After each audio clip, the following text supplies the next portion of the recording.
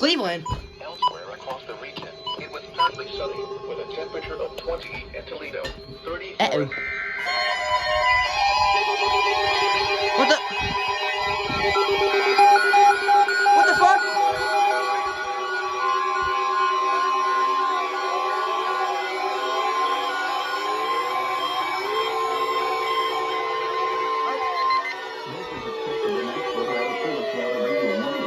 WWG56 for the Mahoning Valley listening area of northeast Inland Ohio.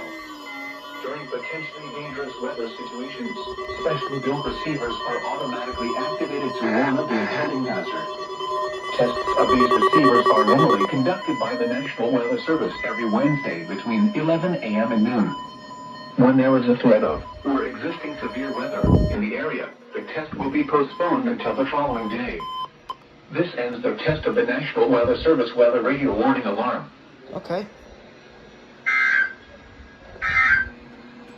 Oh! The extended forecast for the